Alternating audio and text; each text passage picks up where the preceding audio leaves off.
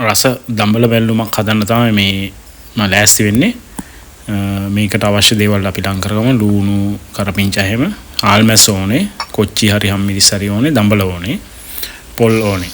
මේකට මේ ආල්මැස් පොඩි කෑලි වලට කඩලා බෙද ගන්න. එතකොට රසයි. මේ ඊට පස්සේ කොච්චි ටික දාලා මේ දැන් ලුණු දාලා ලුණුත් මේ හොඳට තෙල් පරාදුනාම තමයි දම්බල දාන්නේ. මම මේ වෙලාව යන හින්දා ඉක්මනට මේ කපලා පෙන්නුවේ. මේ දම්බලත් හොඳට පොඩ්ඩක් ටෙම්පරාදු වෙනකන් ඉඳලා ඊට පස්සේ පොල් දාන්න. පොල් දාලා ඉවරලා මේ විනාඩි 2-3ක් ටෙම්පරාදු වුණාම ඇති ඉතින්. ඊට පස්සේ පොල් දාලා ඉවරලා ලුණු, කොච්චි, කරපිංචා ඒවා දාන්න. කහ ගම්බිරිසුයි දානවා. දාලා ලුණු දාලා ඉවරලා වතුර කෝප්ප භාගයක් විතර දාලා හොඳට කලවම් කරගන්න ඕනේ. හොඳට කලවම් වෙන්න ඕනේ මේක. හොඳට කලවම් කරලා ඉවරලා ඊට පස්සේ වහලා තියන්න තැම්බෙන්න මේ විනාඩි 10ක් වගේ තියන්න වෙයි. මේ ටිකක් සැරින් සැරේට ආයේ ඇරලා කලවම් කරන්න.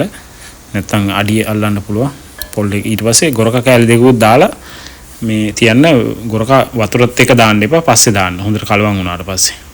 දාලා මේ බලන්න මේක මේ හොඳ පාටට රසට තියෙනවා මේක.